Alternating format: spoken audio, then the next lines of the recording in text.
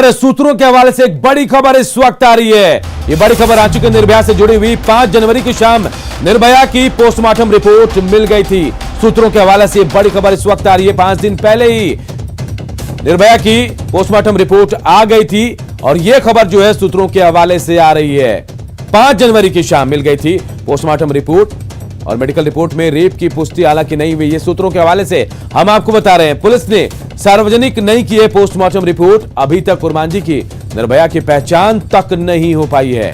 निर्भया के हत्यारों का अब तक कोई सुराग भी नहीं मिला है। तो देखिए 5 जनवरी को रांची और मांझी की निर्भया का पोस्टमार्टम रिपोर्ट आ गया, लेकिन पुलिस ने इसे सार्वजनिक नहीं किया है। ये सूत्रों के हवाले से बड़ी खबर मिल रही है। हालांकि ये भी जानकारी मिल रही कि पोस्टमार्टम रिपोर्ट में रेप की पुष्टि नहीं हुई है और ना ही निर्भया की पहचान हुई है। यहां तक निर्भया के हत्यारे का भी अब तक कोई सुराग नहीं मिल पाया है। तो ये बड़ी खबर इस वक्त आ रही है रांची को उरमांझी से, जहां अभी तक उरमांझी की निर्भया की पहचान नहीं हुई है। हालांकि 5 जनवरी को ही निर्भया का पोस्टमार्टम रिपोर्ट आ गया था, लेकिन पुलिस ने इसे सार्वजनिक नहीं किया। हालांकि अभी कहा जा रहा है सूत्रों के हवाले से कि पोस्टमार्टम रिपोर्ट में रेप की पुष्टि नहीं हुई है। सीएम हेमंत सोरेन के काफिले पर हमले से जुड़ी भी एक बड़ी खबर इस वक्त आ रही है। सीएम के काफिले पर हमले के आरोपी का सरेंडर हो गया, यह बड़ी खबर इस वक्त आ रही है। आरोपी भैरव सिंह ने सिविल कोर्ट में सरेंडर कर दिया है। रांची सिविल कोर्ट में सरेंडर के दौरान झड़प की भी खबर इस वक्त आ रही है।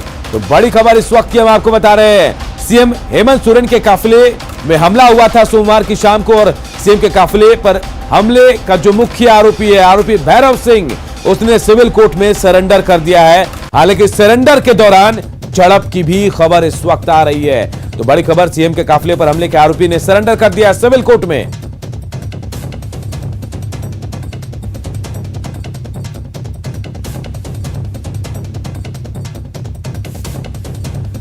और अविनाश हमारे सहयोगी हमारे साथ इस वक्त जुड़े हुए हैं। निर्भया के पोस्टमार्टम से जुड़ी अपडेट उनसे लेते हैं। अविनाश, अगर 5 जनवरी को पोस्टमार्टम रिपोर्ट आ गई थी तो पुलिस ने अब तक इसे सार्वजनिक क्यों नहीं किया? क्या कुछ राज छिपे हैं इसके पीछे? नहीं, जरूर है। यही एक बड़ा, आप कह सकते हैं कि बड़ा सवाल है कि अब तक पुलिस के द्वारा इसे सार्वजनिक क्यों नहीं किया जा रहा है। क्योंकि अभी जब मैं रिम्स गया था और वहाँ की जो फॉरेंसिक, अगर हम सूत्रों के हवाले से अपने दर्शकों को जो बातें बता रहे हैं, उसके अनुसार 5 जनवरी की शाम को ये रिपोर्ट पुलिस को सुपुर्द कर दी गई है। दूसरी जो जानकारी है उसके मुताबिक ये कहा जा रहा है कि इस घटना में रेप की अभी तक कहीं से कोई पुष्टि होती हुई नजर नहीं आ रही है। हालांकि वो रिपोर्ट जब तक सार्वजनिक नहीं किया जाता है, ये बातें तरह तरह की बातें आ रही हैं, मीडिया में इन सर के चर्चा भी चल रही है। लेकिन जो अभी हम अपने दर्शकों को जो जानकारी दे रहे हैं उसके मुताबिक रेप की पुष्टि की जानकारी अभी तक नहीं आई है सामने। हाँ, ये बात जरूर है कि जो प्राइवेट पार्ट है उसे बहुत बुरी तरह से क्षतिग्रस्त किया गया है, चाहे वो धारदार हथियार से कहें या ठोस औजार से कहें, इस तरह की बातें सामने आ रही है। लेकिन जब तक युवती की पहचान की बात कर लें या पुलिस के द्वारा इस रिपोर्ट को सार्वजनिक करने की हम बात करें, तब तक ये सारी चीजें अफवाहों के लिहाज से भी हम कह सकते हैं, ये सारी चीजें राजनीतिक गलियारों में भी चर्चा हो रही है, झारखंड के लोगों के अंदर भी चर्चा हो रही है। लेकिन इन सब के बीच ये एक अहम खबर जरूर है कि अब तक रेप की पुष्टि की बात उस रिपोर्ट में नहीं है। अविनाश, आप बने रहिए हमारे साथ। ओम प्रकाश भी जुड़े हुए फोन लाइन पर। ओम प्रकाश, आपसे हम भैरव सिंह को लेकर सवाल पूछ रहे हैं। भैरव सिंह, जिसे मुख्य आरोपी बताया जा रहा था सीएम के काफिले पर हमले को लेकर, आज सरेंडर कर दिया है भैरव सिंह ने सिविल कोर्ट में। हंगामे की भी खबर है, क्या अपडेट आप तक है? जी अनूप, जिस तरह से पूरे मामले का अगर घटनाक्रम पर गौर किया जाए तो किशोरगंज इलाके में जो घटना हुई थी उसमें पुलिस के द्वारा मुख्य आरोपी के तौर पर भैरव सिंह के भी पर नामजद प्राथमिकी दर्ज थी और लगातार पुलिस उसकी तलाश में छापेमारी कर रही थी और उसी दबाव में आकर आज भैरव सिंह ने कोर्ट में सरेंडर किया। भैरव सिंह के सरेंडर की सूचना पुलिस को भी थी। पुलिस भी वहां पर काफी इंतजाम किए हुए थे कि ताकि उसे गिरफ्तार किया जाए, लेकिन किसी तरह वो कोर्ट परिसर पहुंचकर सरेंडर कर दिया। इसी दौरान थोड़ी हल्की धक्का मुक्की की भी सूचना आई थी। हालांकि पुलिस या फिर कोई भी जो शख्स है वो इस बात की पुष्टि नहीं कर रहा है, लेकिन जाहिर तौर पर कहा जाए तो ये भैरव सिंह के द्वारा सरेंडर पुलिस की दबाव की वजह से हुई है। इस तरह की बातें जरूर पुलिस अधिकारियों के द्वारा कही जा रही हैं। जी बिल्कुल। चलिए ओम प्रकाश, बहुत बहुत शुक्रिया। अविनाश का रुख करते हैं। अविनाश, ये हाई प्रोफाइल मामला हो गया है और अब इसकी गूंज बहुत दूर तक सुनाई दे रही है। अब भैरव सिंह ने सरेंडर कर दिया है, तो अब क्या कार्रवाई होगी आगे?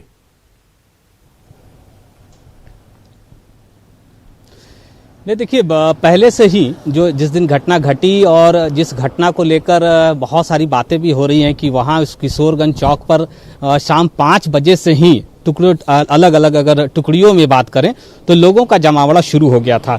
जो नामें लगातार सामने आ रही है, ये बताने की जरूरत नहीं है कि उनका बैकग्राउंड क्या है, ये भी राजनीतिक गलियारों में इसकी चर्चा हो रही है, आरोप प्रत्यारोप भी हो रहे हैं।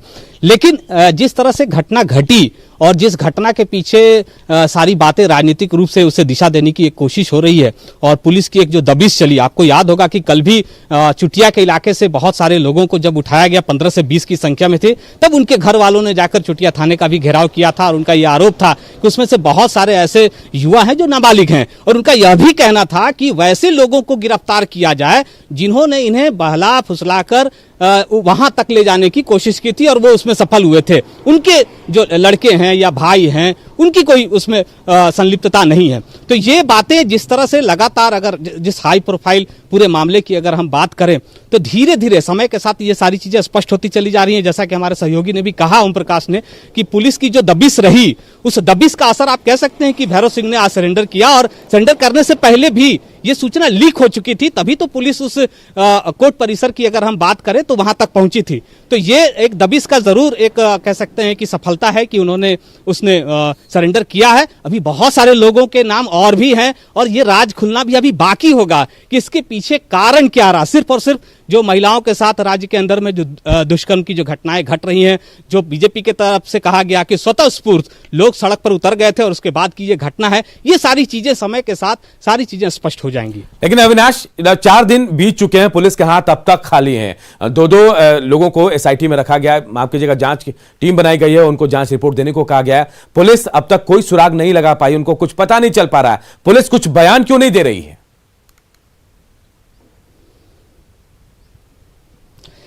देखिए, इसके पीछे भी मुझे लगता है कि राजनीतिक रूप से ही देखने की जरूरत है, क्योंकि पुलिस किसी भी तरह की हड़बड़ी में नहीं है। दोनों ही घटनाओं को अगर आप देख लें, एक तरफ हम जब ये कह रहे हैं कि 5 तारीख को ही ओरमांझी की घटना में जो पोस्टमार्टम रिपोर्ट है वो 5 के शाम को ही आ गई थी, उसके बावजूद भी अब तक उसे सार्वजनिक नहीं किया गया। इसके पीछे कई कारण हैं, क्योंकि मैंने कहा कि जो प्राइवेट पार्ट है उसे इस तरह से क्षतिग्रस्त किया गया है कि जो रेप को लेकर जो कहा जा रहा है कि उसकी पुष्टि नहीं हो रही, उसके पीछे भी कई कारण हो सकते हैं कि जिस तरह से शायद एहतियात के तौर पर पुलिस ने रिपोर्ट को सार्वजनिक नहीं किया। लेकिन थोड़ा इंतजार करते हैं जब इस मामले का पूरी तरह से खुलासा हो जाएगा। बहुत बहुत शुक्रिया आपका अविनाश। इधर रांची में युवती का सिर कटा शव बरामद होने के बाद सियासत भी जोरों पर है। अब इस मसले पर केंद्रीय मंत्री अर्जुन मुंडा ने राज्य सरकार पर हमला बोला है। केंद्रीय मंत्री ने पूरी घटना को शर्मनाक बताते हुए इसके लिए प्रशासन को जिम्मेवार ठहराया है। अब देखिए, ये बात तो पुलिस ही बता सकती है, क्योंकि बाद में पोस्टमार्टम का रिपोर्ट आया होगा, उसमें बलात्कार सा हत्या हुई है या ऐसी कुछ हुई है, तो ये तो मेरे जानकारी में नहीं है, क्योंकि मैंने पोस्टमार्टम रिपोर्ट तो देखा नहीं। लेकिन ये प्रशासन का काम है, वो अपना काम त्वरित ढंग से इस रूप में करे कि इस तरह की घटनाओं पर रोक लगाई जा सके। प्रशासनिक व्यवस्था जब अपनी विश्वसनीयता खोती है तो इस तरह की घटनाओं में वृद्धि होती है। एक और बड़ी खबर आजसू अध्यक्ष सुदेश महतो से जुड़ी हुई। झारखंड के पूर्व उप मुख्यमंत्री और आजसू पार्टी के प्रमुख सुदेश महतो को धमकी देने वाले को मुंबई से गिरफ्तार कर लिया गया। मुंबई पुलिस की क्राइम ब्रांच यूनिट ने आरोपी को मुंबई के शिवाजी नगर से गिरफ्तार किया है। आरोपी ने सुदेश महतो को जान से मारने की धमकी के साथ 15 लाख रुपए रंगदारी भी मांगी थी। 14 अगस्त 2020 को सुदेश महतो को 15 लाख रुपए नहीं देने पर घर में घुसकर गोली मारने की धमकी मिली थी। इसके बाद उनकी ओर से मामला भी दर्ज कराया गया था। आरोपी के मोबाइल लोकेशन के आधार पर शिवाजी नगर के बैंगनवाड़ी से आरोपी नीलेश पांडे को गिरफ्तार किया गया है। शिवाजी नगर बैंगनवाड़ी इलाके से इस आरोपी को हिरासत में लिया। इस आरोपी का नाम नीलेश पांडे है, उम्र 25-26 साल है। ये यूपी का रहने वाला है। MBA BA किया है इसने।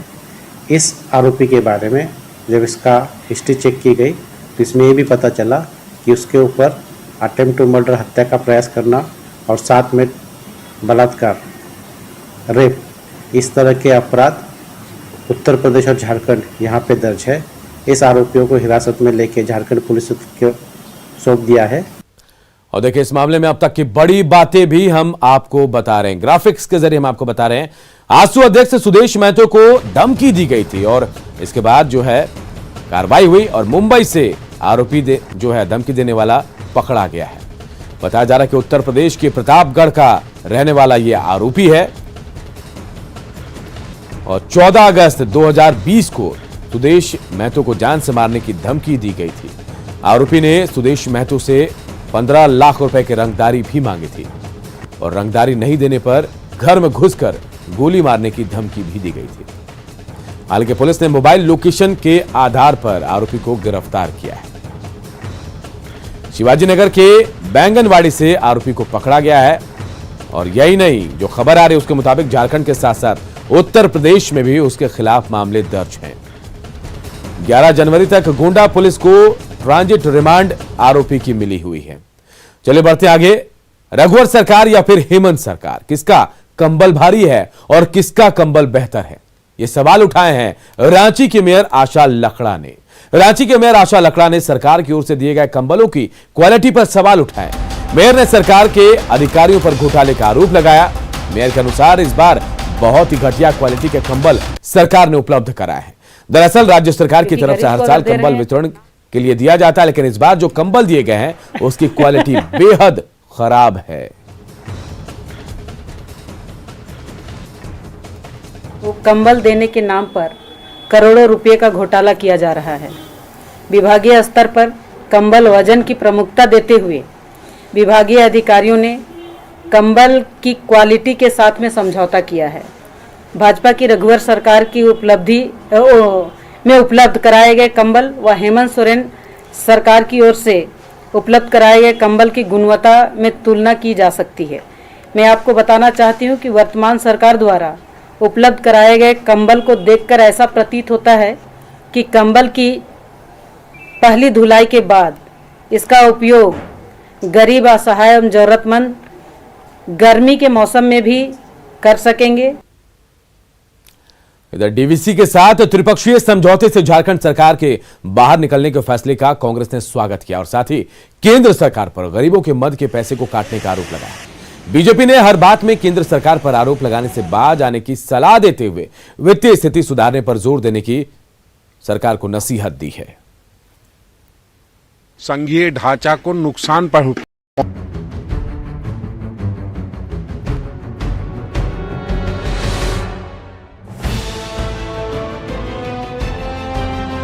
ठीक बात नहीं थी। केंद्र सरकार के मनमानी पूर्ण रवैये पर हमने रोक लगाने का प्रयास किया है। अब हर चीज में केंद्र और वो पैसा वही काट दिए जो गरीबों के लिए था। ये कैसे पता कौन पैसा काट दिए? अब अगर कोई राज्य को दिक्कत है, राज्य को पैसे की कमी है या केंद्र से ऐड की जरूरत है तो केंद्र से वो अलग विषय हो सकता है कि केंद्र से वो लें, केंद्र से मांगे, केंद्र उस पर सहानुभूति पूर्वक विचार करे। लेकिन डीवीसी के जो पैसे हैं तो डीवीसी लेगा ही, इसमें कहां दो मत है। तो बार बार केंद्र पर आरोप लगाना ये कहीं से उचित नहीं है। झारखंड में दूसरे चरण के कोविड वैक्सीन के ड्राई रन को लेकर आज समाहरणालय में निजी अस्पतालों के साथ एक बैठक की गई। इसमें सिविल सर्जन वीबी प्रसाद समेत कई स्वास्थ्य अधिकारी मौजूद थे। अधिकारियों की मीटिंग में निजी अस्पताल को भी वैक्सीनेशन के लिए ट्रेनिंग देने पर सहमति बनी है। आपको बता दें कि झारखंड समेत पूरे देश में कल दूसरे चरण का ड्राई रन किया जाएगा।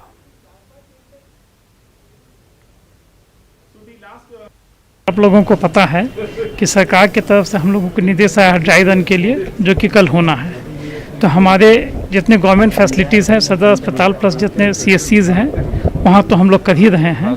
इसके अलावा हम लोग प्राइवेट हॉस्पिटल्स में भी करना चाह रहे हैं। इसी को मद्देनजर रखते हुए हम लोगों ने प्राइवेट हॉस्पिटल्स की एक मीटिंग बुलाई थी और उन लोगों को ये रिक्वेस्ट किया है, डायरेक्शंस भी दिया है कि कैसे क्या करना है। पूरा गाइडलाइंस, ऑपरेशनल गाइडलाइंस हम लोगों ने शेयर किया है कि आप लोग भी डे आफ्टर टुमारो उसको करने की कोशिश करें। गाइडलाइन है वो सभी ministry of health and family welfare जो गवर्नमेंट ऑफ इंडिया के गाइडलाइन है, उसी गाइडलाइन को फॉलो करते हुए हम लोग ये ड्राई रन कर रहे हैं।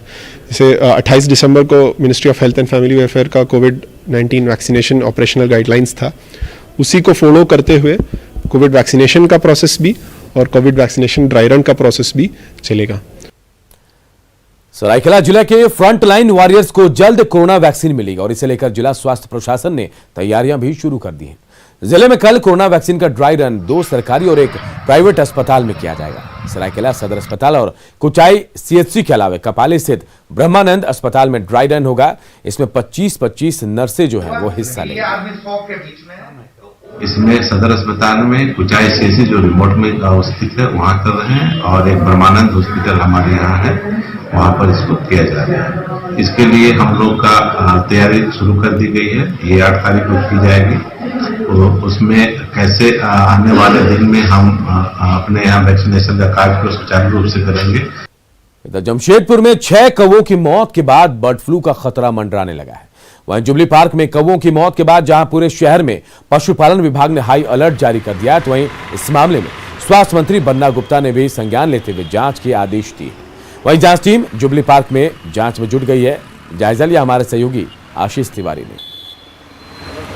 पूरे देश में कोरोना वायरस के बाद अब बर्ड फ्लू का वायरस जो है वो तेजी से फैल रहा है और मैं नज़ारा दिखाना चाहूँगा। मैं झारखंड के जमशेदपुर स्थित जुबली पार्क में मौजूद हूँ, जहाँ कल 6 कौवे की मौत यहाँ हुई थी। अचानक 6 कौवे की मौत होने के बाद जिसको प्रबंधन भी काफ़ी इस मामले को गंभीरता से लेते हुए पशुपालन विभाग के इसको जानकारी दी थी, जिसके बाद पशुपालन की टीम जो है वो यहाँ तत्काल पहुँची थी। अब 5 कौवे को यहाँ से ले जाया गया था, उसके बाद जो है वो रांची ले जाया गया है। हालांकि अभी तक इसकी पुष्टि नहीं हुई है कि वो बर्ड फ्लू से ही उसकी मौत हुई है, जिसके बाद जो है वो कहीं ना कहीं पूरे जुबली पार्क में हाई अलर्ट जारी है। साथ ही साथ पशुपालन विभाग ने जमशेदपुर शहर में भी अन्य जगहों पर भी हाई अलर्ट जारी किया है और जहां भी किसी तरह पक्षी या किसी तरह के जानवरों की मौत होती है तो उसकी जानकारी देने की इस जुबली पार्क में जब 6 कौवे की मौत हुई है उसके बाद जो है पशुपालन विभाग ने साफ तौर पर लोगों से यही अपील की है कि डरने की बात नहीं है। जिस तरह कहीं भी पक्षियों की मौत हो इसकी जानकारी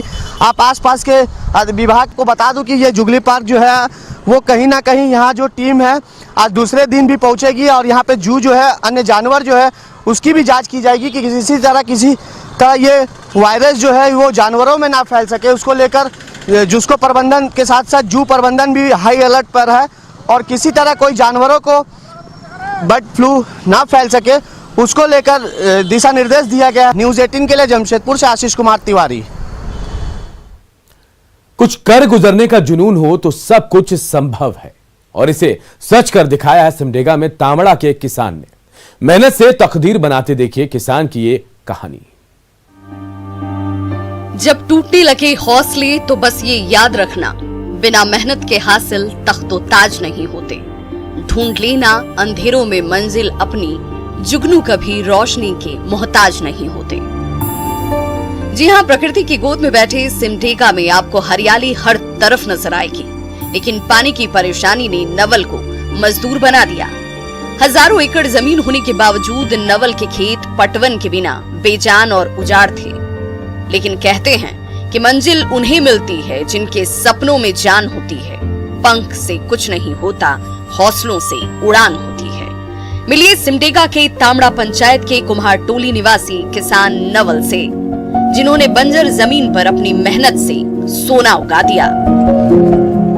जो यहाँ खेती बाड़ी हो सकता है, ऐसा करने से पाइप बिछा, पानी पाइप में डालो, डैम तरफ से भी छोड़ दो और बाहर तरफ से भी छोड़ दो, एक ही बार पाइप में पानी आना शुरू हो जाएगा। वैसा ही किए हैं और सफल तो होगी। जिन जमीनों पर कभी कांटे और झाड़ी भरे हुए थे, आज वहाँ हर तरफ जहाँ तक नजर जाती है सब्जियों की हरियाली दिखेगी। आज नवल की जमीन पर पालक, मटर, अन्य सब्जियां लहलहा रही हैं और सिमडेगा के बाजारों में ये सब्जियां पहुंचकर उन्हें सबल और सामर्थ्यवान बना रही हैं। इनकी इसी मेहनत को खुद केंद्रीय मंत्री अर्जुन मुंडा ने सराहा और कांसजोर कैनाल की बहुत जल्द बनने की उम्मीद जताई। कांसजोर डैम जब तत्कालीन मुख्यमंत्री के रूप में हमने अधूरे कार्य को निर्माण कराने का कार्यक्रम प्रारंभ किया था, अब कनाल का काम लगभग हो रहा है और इससे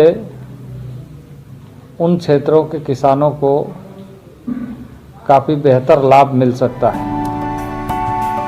अपनी मेहनत से पानी खेत तक लाकर सिंचाई करते और किस्मत को बदलते किसान नवल ने कठिनाइयों से हार नहीं मानी और आज सभी के लिए प्रेरणा स्रोत हैं। सिमडेगा से न्यूज़ 18 के लिए श्रीराम पुरी की रिपोर्ट।